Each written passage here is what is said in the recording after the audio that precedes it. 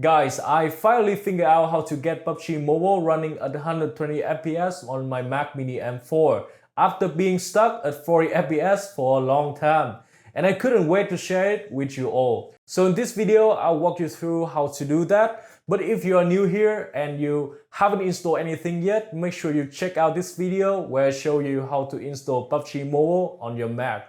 And once you get everything settled out, let's go ahead to the emulator settings and tweak a few things. So from the device manager, go to settings.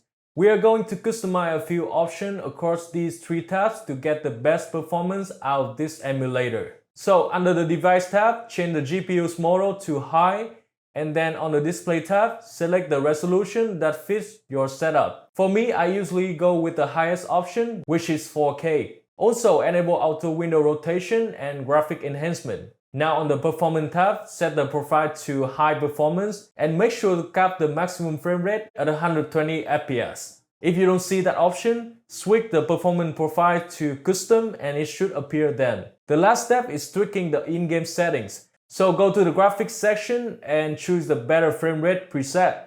This will automatically set the graphic to smooth and the frame rate to extreme plus. Now when you launch the game, you will get a stable 120 FPS, which make everything feel super smooth.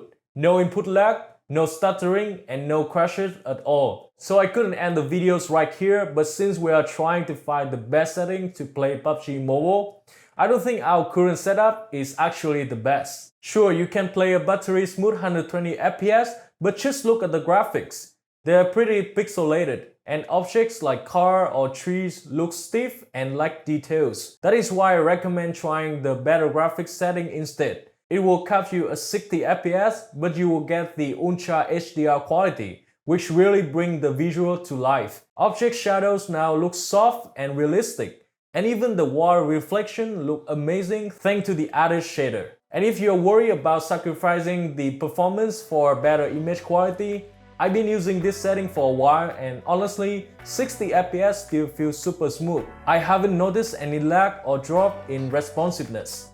The better graphics settings are literally the perfect spot where you get both great graphics and smooth performance. So try this out and let me know in the comment how this works for you. And if you have any other settings that gives you even better performance or FPS, feel free to drop them down in the comment below. Other than that, thank you all for watching and I'll catch you on the next one.